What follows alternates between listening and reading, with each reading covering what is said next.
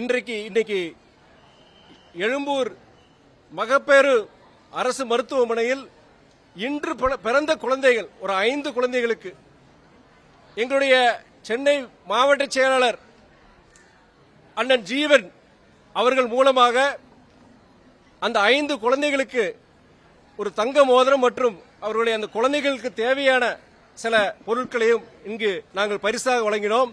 அடுத்து ஒரு அனாதை ஆசிரமத்திற்கு சென்று அங்கு குழந்தைகளுக்கு அன்னதான ஒரு நிகழ்வினையும் நாங்கள் நடத்தவிருக்கின்றோம்.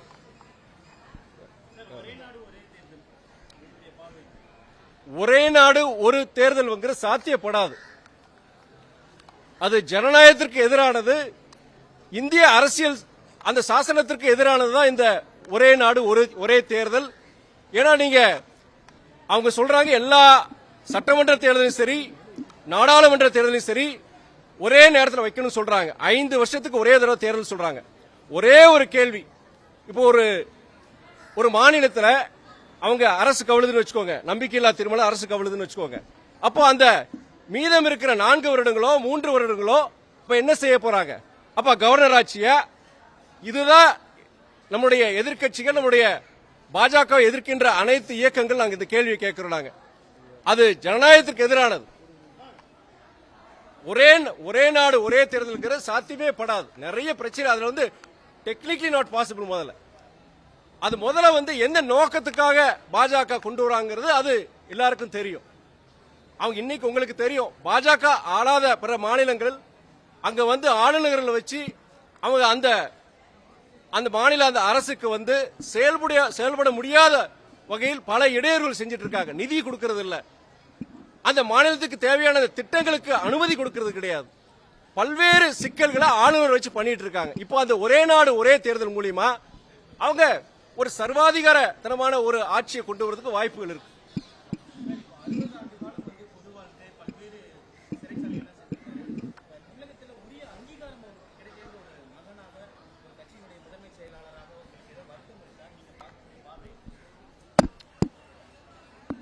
சகோதரர், நீங்க அந்த கேள்வியை பொறுத்தவரைக்கும் அவருடைய 60 ஆண்டு கால சேவை கிட்டத்தட்ட நான் சொன்ன மாதிரி சுதந்திர இந்தியாவில் திராவிட இயக்க தலைவர்கள் மக்கள் பிரச்சனைகளுக்காக, தமிழ்நாட்டினுடைய வாழ்வாதார பிரச்சனைகளுக்காக கிட்டத்தட்ட 5.5 வருடம் அவர் சிறையில் இருந்திருக்கிறார். ஒரு மிகப்பெரிய ஒரு வாழ்க்கையில் கிட்டத்தட்ட ஒரு 5% மேல அவர் சிறையில் இருந்திருக்கிறார். ஆனா தேர்தல் நேரத்தில் அவர் தோத்திருக்கிறார். அப்படி பார்த்தானா நம்மளுடைய ஐயா நல்லகண்ணு அவரும் கிட்டத்தட்ட நம்முடைய தேச விடுதலைக்காக போராடினவர். ஒரு அப்பழுக்கற்ற மனிதர். வாழ்நாள் முழுக்க இந்த தமிழ் மண்ணுக்கு தமிழ்நாடு காட்டி உழைச்சவர் ஐயா நல்லகண்ணு பொறுத்திருக்கு. ஐயா நல்லகண்ணு, தலைவர் வைகோ, ஐயா நல்லகண்ணு ஒரு தேர்தலோட ஜெயிக்கல. அவர் 3 முறை அவர் தோத்திருக்கிறார். அவர் அதனால தேர்தல் தோல்வியை வச்சு நாங்க இது பண்றது கிடையாது.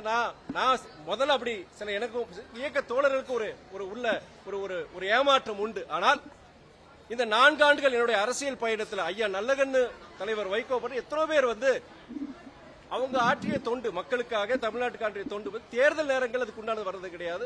அது சில வருத்தங்கள் உண்டு. ஆனா மக்கள் மனசுல இவங்கெல்லாம் இந்த தமிழ்நாட்டுக்காண்டி நமக்காண்டி வாழ்ந்தாங்கிற ஒரு அங்கீகாரம் இருக்கு. அது போதும்.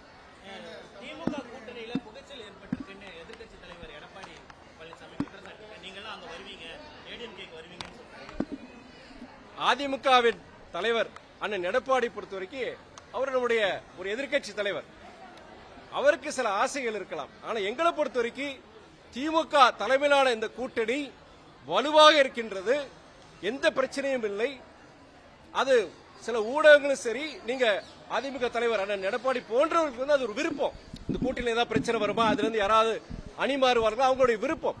ஆனா என்னை பொறுத்தவரை அது எங்க தலைவரா இருக்கட்டும், இல்ல பொதுவுடைமை இயக்க தலைவராக இருக்கட்டும், காங்கிரஸா இருக்கட்டும், எந்த இயக்கமும் சரி இந்த கூட்டணியில் இருக்கவங்க எல்லாம் நல்ல ஒரு புரிந்துணர்வோடு இருக்கிறாங்க.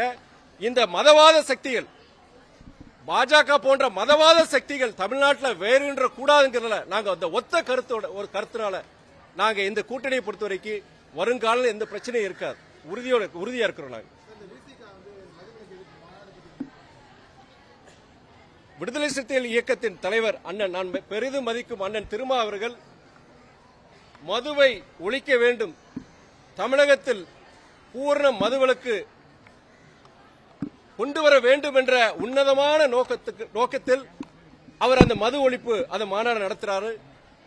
எங்கள் இயக்கம் மறுமலர்ச்சி திராவிட முன்னேற்ற கழகத்தின் சார்பிலும் எங்கள் இயக்க தந்தை தலைவர் வைகோவின் சார்பிலும் அதற்கு முழு ஆதரவு உண்டு. மது ஒழிப்பு என்றால் முதல் நமக்கு வர பேர் வந்து வைகோ தான். ஏன்னா என்னுடைய பாட்டி மாரியம்மா அவங்க தலைவருடைய அப்பா தலைவருடைய அம்மா அவங்க கிட்டத்தட்ட 99 வயசுல எங்க ஊர் கலிங்கப்பட்டி கிராமத்துல கிட்டத்தட்ட 1000க்கும் மேற்பட்ட அந்த பெண்களை வர வச்சு அன்னைக்கு ஒன்னாவது இருந்தாங்க. அந்த ஒன்னாவது இருந்ததுனால அடுத்த ஒரு 2-3 மாசத்துல அவங்க மறைந்தாங்க. அதே நேரத்தில் கலிங்கப்பட்டியில அங்க ஒரு மதுக்கடை அன்றைய ஆட்சி அதிமுக ஆட்சி பொறுத்த வரைக்கும் கலிங்கப்பட்டியில மதுக்கடை அங்க வைக்கும் போது எங்களுடைய கலிங்கப்பட்டி ஊர் மக்கள் இங்க மதுக்கடை கூடாதுன்னு சொல்லி எங்களுடைய ஊராட்சி பஞ்சாயத்துல அது தீர்மானம் கொண்டு வந்தாங்க. அதே மீறி அப்போதைய அரசு தமிழக அரசு அன்னைக்கு அங்க கலிங்கப்பட்டியில அந்த கடையை வச்சாங்க. அந்த கடையை வைக்கக்கூடாதுன்னு சொல்லி மிகப்பெரிய ஒரு ஆர்ப்பாட்டம் போராட்டம் நடந்து துப்பாக்கி சூடல் நடந்து எல்லாருக்கும் உங்களுக்கு தெரியும். ஆனா அதுக்கப்புறம் நாங்க நீதிமன்றத்துக்கு போய் எங்களுடைய ஊர் மக்கள் கலிங்கப்பட்டி ஊர் மக்கள் எங்களுடைய பஞ்சாயத்து நாங்க தீர்மானம் நிறைவேற்றிருக்கோம். என்ன தீர்மானம்? எங்க ஊர்ல மதுக்கடை கூடாதுன்னு ஒரு தீர்மானத்தை நிறைவேற்றணும்.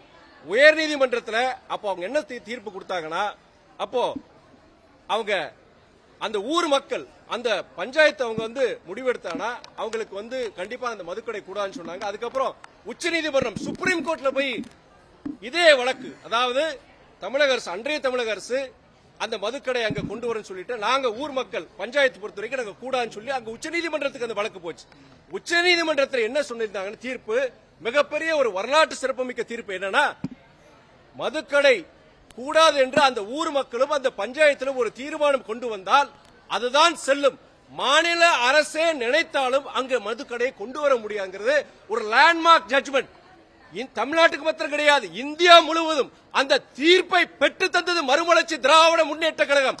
அந்த தீர்ப்பை கொண்டு வந்தது தலைவர் வைகோ அவர்கள்.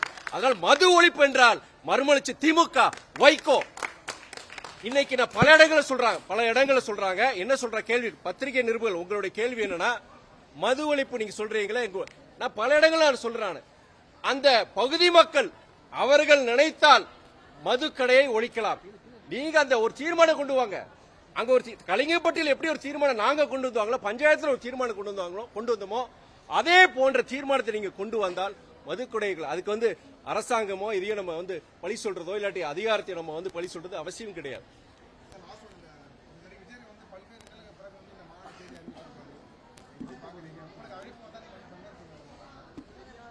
சகோதரர் அன்பு சகோதரர் விஜய் பொறுத்தவரைக்கும் சினிமா உலகில் ஒரு ஜொலிக்கும் ஒரு மிகப்பெரிய ஒரு நட்சத்திரம். அவருக்கு லட்சக்கணக்கான ரசிகர்கள் இருக்கிறார்கள். அவர் ஒரு இயக்கத்தை ஆரம்பிச்சிருக்கிறார். தமிழக அரசியலில் நான் செயல்படுவேன் தமிழக மக்களின் நலனுக்காக நான் அரசியலுக்கு வரப்போகிறேன் அறிவிச்சிருக்கிறாரு. அவருடைய கொள்கையில் பொறுத்தவரைக்கும் எங்களை போன்ற திராவிட இயக்க கொள்கைகள் பாரி சமூக நீதிக்காகவும் மதசார்பின்மைக்காகவும் ஒரு பாடுபடும் இயக்கம் சொல்லி அவர் அறிவிச்சிருக்கிறார். அது எங்களுக்கு ரொம்ப சந்தோஷம். வாழ்த்துக்கள் நான் பல இடங்கள் சொல்லியிருக்கிறாரு. அவர் மாநாடுல பொறுத்த வரைக்கும் அவருடைய அந்த இயக்கத்துடைய கொள்கைகளை இனியும் விவரமா அவர் விளக்கமா கொடுக்க போற சொல்லியிருக்கிறாரு. நாங்க பொறுத்த வரைக்கும் நாங்க திமுக தலைமையிலான ஒரு நல்ல ஒரு கூட்டணியில் இருக்கிறோம். தமிழ்நாட்டை பொறுத்த வரைக்கும் பாஜக போன்ற மதவாத சக்திகள் இங்க வேரூன்ற கூடாதுங்கிறது உன்னதமான அந்த ஒரு நோக்கத்தோடு இந்த கூட்டணி இருக்கின்றது. இப்ப அவரா இயக்க ஆரம்பிச்சிருக்கிறாருன்னா அதுக்கு நாங்க அந்த மாநாடுக்கு நாங்க போக வேண்டிய அவசியம் கிடையாது. அதே வேளையில அவருடைய இந்த எண்ணங்கள் நோக்கங்கள் தமிழ்நாடு மக்களுக்காக நான் உழைக்க போறேன்னு சொல்லியிருக்கிறாரு. மதசார்பின்மை வேணும்னு சொல்லியிருக்கிறாரு. சமூக அந்த நீதி அந்த திராவிட கொள்கையின்படி நான் எங்களுடைய இயக்கம் நடைபெறுங்கிற அப்படிங்கிற இதை சொல்லியிருக்கிறார். அது என்னுடைய வாழ்த்துக்கள். சந்தோஷம். மாநாடு வெற்றி பெறட்டுங்கிற வாழ்த்துக்கள்.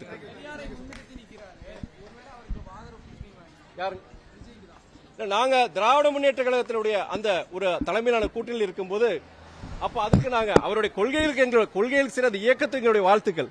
பட் அதே நேரத்தில் அவர் சார்ந்திருக்கிற அந்த நிகழ்ச்சிக்கோ இல்லாட்டி அந்த கூட்டணிக்கோ அவர் இதுக்கு போடுறதுக்கு அவசியம் கிடையாது. தேவையும் இல்லை எங்களுக்கு. நன்றி.